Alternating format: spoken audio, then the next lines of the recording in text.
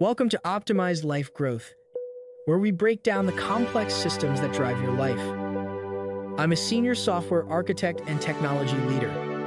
On this channel, we apply the exact same principles of logic, efficiency, and optimization that run enterprise systems to three core pillars: finance, tech, and health. If you are looking for high-signal, no-nonsense content designed to help you build a more efficient and optimized future, subscribe and join the community. For architecture, if a development team ignores technical debt, code rot sets in. Every quick fix, every band-aid patch, and every ignored memory leak eventually compounds until the entire production server crashes under its own weight. Most people approach their health and longevity the exact same way. They apply emergency patches, a sudden crash diet, a new trendy gym fad, or an extra cup of coffee to override fatigue, instead of systematically redesigning their core biological architecture. My name is Carlos, and today, we are going to look at human performance, longevity, and metabolic resilience through the precise lens of a senior software architect and technology leader. Because true longevity isn't about random biohacking tricks, expensive wellness fads, or chasing superficial metrics. It's about the systematic, compounding optimization of your biological codebase over a multi-decade horizon.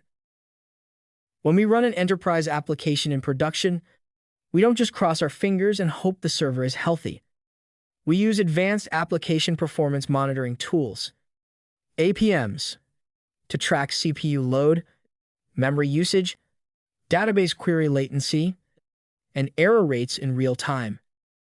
So why on earth do we guess when it comes to our own biology?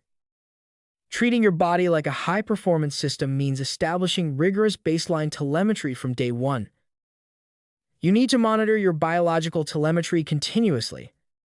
Sleep architecture stability, deep sleep versus REM ratios, continuous glucose levels, resting heart rate variability, and functional structural load. If you aren't measuring your physiological recovery metrics, you are essentially running blind in a live production environment. And in enterprise software production, unmonitored metrics and silent error logs always lead to catastrophic systemic failure. Let's dive deeper into the first major pillar: identifying and reducing your biological technical debt. Technical debt in software accumulates when you choose a quick, easy solution now instead of using a robust, scalable approach that takes longer. In your physical system, technical debt looks like chronic sleep deprivation, poor postural habits at your desk, unmanaged psychological stress, and poor nutritional inputs that cause low-grade systemic inflammation. Every single one of these factors acts as a background process consuming your cognitive and metabolic CPU cycles. Over time, these background processes lead to memory leaks, energy depletion, and a sluggish user experience in your daily life. If you want to scale your personal output, you cannot simply push harder. You have to refactor the core routines that create this technical debt in the first place. To fix a bloated system, an architect has to refactor the input pipeline. In software engineering, that means removing unnecessary dependencies, cleaning up redundant code, and drastically reducing system friction. In human biology, it means eliminating systemic friction and inflammatory triggers right at the chemical level.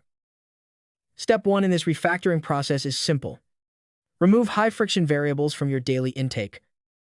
For instance, eliminating inflammatory inputs like highly processed dairy, refined seed oils, and excessive sugar loads removes the constant background noise in your metabolic system. When you clear out these heavy, poorly optimized dependencies, your metabolic engine stops wasting energy on constant damage control and starts reallocating resources towards cellular repair and cognitive clarity. Step 2 is implementing proper structural load management. Most people fall into the trap of intermittent intensity, sitting entirely dormant for 10 hours straight at a computer desk, and then trying to compensate with a massive, exhausting 2-hour window at the gym.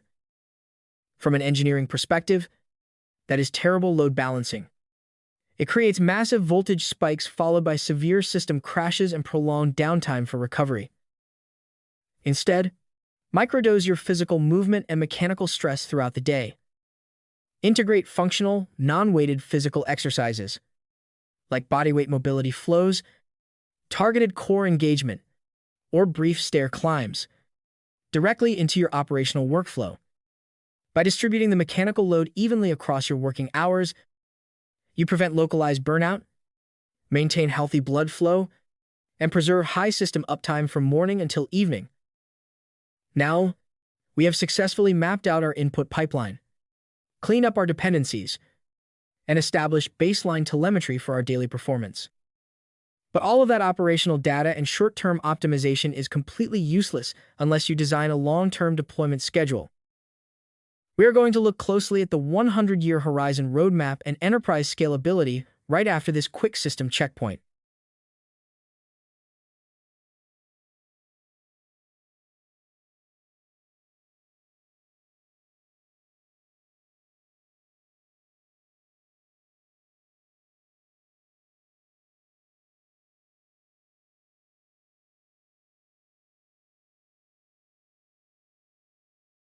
Welcome back.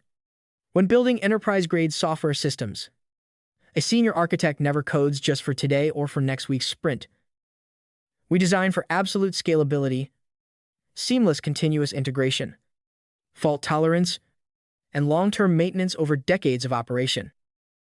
So why don't we apply that exact same rigorous engineering mindset to our own biological lifespan and health span? It's fascinating how most professionals plan their corporate career paths, financial portfolios, and even their vacation itineraries with incredible precision, yet they leave their biological future entirely to chance.